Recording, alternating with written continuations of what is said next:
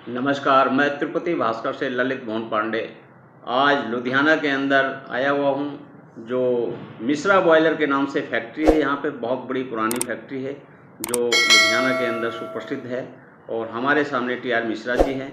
मैं उनसे question answer पूछूंगा कि लुधियाना की इंडस्ट्रीज़ के बारे में बताएं, किस तरीके से इंडस्ट्री चल रही है और कैसे कारोबार यहाँ पे चल रहा है, सरकार के प्रति क्या सिस्टम यहाँ पे है, वो आप लोगों को सीधा लाइव देखने को मिलेगा। धन्यवाद। बहुत बहुत धन्यवाद ललित जी, आपने हमारे इंडस्ट्री के संबंध में कुछ सुझाव मांगे हैं। तो वैसे तो आपसे बताऊं कि हम लोगों के पंजाब के इंडस्ट्री का करीब 20 साल से जी कोई अच्छा समाचार नहीं चल रहा है। उसका मुख्य कारण या तो विदेश में, या जब हमारे इंडिया की सरकार या भारत की सरकार जब कांग्रेस की होती है तो हमारे यहाँ अकाली या बीजेपी की होती है जी पंजाब में, और जब यहाँ पंजाब में दूसरे भाग आ जाते हैं तो वहाँ पे भाजपा आ जाती है। तो यहाँ आज अब की बार आप आ गए। तो हमारे पंजाब वासियों की बहुत बदकिस्मती है कि हम लोग कभी दो डबल इंजन की सरकार नहीं बना पाए, और बिना बाप से के दिए हुए इतना बॉर्डर एरिया होने के बावजूद हमारे पंजाब का इतना ज़्यादा परेशानी है कि आज सरकार, हमारी पंजाब सरकार कम से कम 4.5 लाख करोड़ के कर्ज के नीचे दबी हुई है। इसलिए उनके पास बेचारों के देने के लिए है ही कुछ नहीं है। वो कैसे देंगे और क्या देंगे? इस कारण आज हमारे यहाँ की पंजाब की जो इंडस्ट्री है वो करीब 35 से 40% तो बंद हो चुकी है, बाकी सिक चल रही है।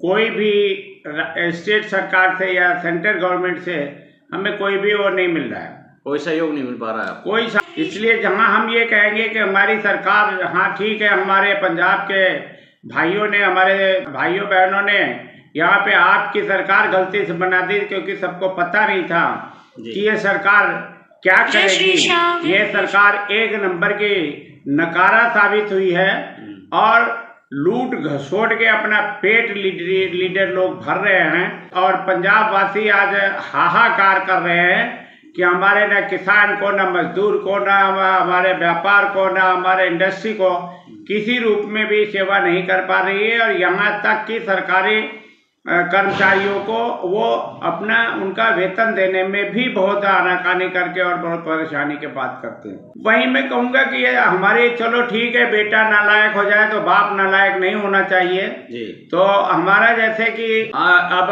हमारे राज्य सरकार मान लिया नालायक हो गई, उसमें केंद्र से जो अपना दिल्ली वाले सब आप वाले भगाए गए, वही सब यहाँ केजरीवाल वो सिसोदिया वगैरह सब यहाँ पे अपना लूट घसोट मचा रहे हैं। तो जो अगर ठीक है कि ये नहीं बचा रहे, लेकिन पंजाब भारत का एक अभिन्न अंग है जी। और हमारे केंद्र सरकार की एक मॉरल ड्यूटी बनती है, हमारे नरेंद्र मोदी जी की, हमारे गृह मंत्री की, हमारे फाइनेंस मिनिस्टर की एक वो बनती है, एक मॉरल ड्यूटी बनती है कि पंजाब का सहयोग करें। लेकिन पंजाब को आज केंद्र सरकार भी एक सौतेला सा व्यवहार कर रही है कि जो कुछ भी देना चाहिए वो ये दे नहीं रहे हैं। दूसरे देशों को इसकी अपेक्षा सब चीज मिल रही है, सारी सुविधाएं मिल रही है, विकास के लिए हर चीज साधन मिल रहा है, लेकिन पंजाब इनका सौतेला बेटा है। इस वजह से हमारे जो केंद्रीय सरकार है उसका हम लोगों को कोई भी सहयोग नहीं मिल रहा है। ठीक है, अरे हमसे सहयोग करोगे अगर पंजाब का, तो पंजाब भी आपके साथ हाथ में आ सकता है। कल को हो सकता है कि पंजाब में भी कमल खिल जाए। लेकिन ये आप लोग सोचते हो कि यहाँ पे आपकी सरकार है इसलिए हम पंजाब में कमल नहीं खिलाएंगे या तब तक हम इनका सहायता नहीं करेंगे। ये दुर्भावना से प्रेरित है और हम किसी भी तरह से सरकार की समर्थन नहीं करेंगे कि हाँ जो हमारे साथ व्यवहार हो रहा है, जैसे हमारी इंडस्ट्रियां मर रही हैं, जैसे हमारे टैरिफ बढ़ गए, जैसे हमारे टैक्सेस बढ़ रहे हैं, कुछ रिबेट देते हैं तो कहीं टाइट कर देते हैं, जो सिस्टम बना दिया, इतना क्रिटिकल बना दिया, उसके बावजूद भी पंजाब अपना किसी तरह से गुजारा कर रहा है, क्योंकि पंजाब सेल्फ मेड स्टेट है और यहाँ के इंडस्ट्रियलिस्ट किसी भी तरह से अपने आप को अपना सार्थक साबित कर देंगे और हमेशा वो अपने आप को स्टैंड करने में कोई कसर नहीं छोड़ेंगे। हाँ, ये अलग बात है कि जैसे आज उत्तर प्रदेश में आज हमारे उत्तराखंड में है, हमारे और अन्य प्रदेशों में, बिहार को भी सब्सिडी दी जा रही है। तो ये पंजाब सरकार के लिए चाहे सोचती है भाजपा सरकार कि जब यहाँ पे भी भाजपा की सरकार हो जाएगी तो हम इंडस्ट्री और व्यापारियों को और किसानों को सब चीज देंगे, ये इनकी भूल है। अगर बेटा है तो जब आपको कमा के खिलाएगा तभी आप इसको बेटा मानेंगे।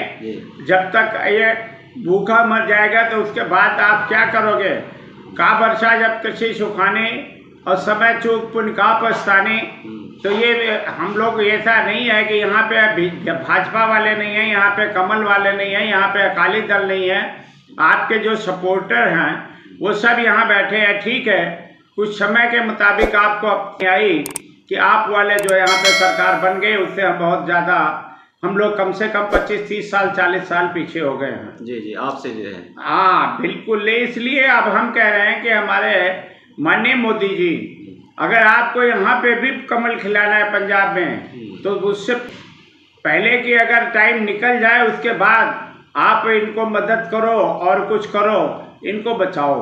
अगर ये जिंदा रहेंगे तो आपकी सरकार भी बनेगी और कमल भी खिलेगा। और अगर ये मर गए तो हो सकता है कि आप ऐसे देखते रह जाओगे और पंजाब में आपकी सरकार बन नहीं पाएगी। ये मैं आपको स्पष्ट रूप से बता दे रहा हूँ। इस बजट के बारे में मिश्रा जी बताएं, जो बजट आया हुआ है इसके बारे में आप बताएं। बजट आया है लेकिन उसमें हमारे पंजाब के लिए डायरेक्टली एक जनरल बजट है जो सारे उसे दिया, उसके बाकी सारी प्रदेशों को अलग से बजट दिया जाता है और हमारे बजट में कुछ कहा नहीं गया है। इसलिए पंजाब के साथ सौतेला व्यवहार बजट में भी हुआ है, इसमें कोई संदेह नहीं। मतलब बजट के लिए पंजाब के लिए कुछ नहीं दिया गया, पंजाब को स्पेशली कुछ नहीं दिया गया है। हाँ। रूटीन में जो पंजाब को मिला है वो मिला है और हम नहीं चाहते कि ये मतलब पंजाब को देना चाहिए। पंजाब का हक इस समय सेंटर मार रहा है और पंजाब के साथ वितकरा कर रहा है, जो कि उसके लिए भी गलत है, पंजाब के लिए भी गलत है। जी। आने वाले समय में अगर पंजाब को भी बीजेपी समर्थित राज्य बनाना है तो इनको इसके साथ सौतेला व्यवहार छोड़ना पड़ेगा, संपूर्ण सहयोग करना पड़ेगा, तभी जाके पंजाब डेवलपमेंट हो सकता है, तभी पंजाब का डेवलपमेंट हो सकता है। ठीक है जी, बहुत धन्यवाद जी।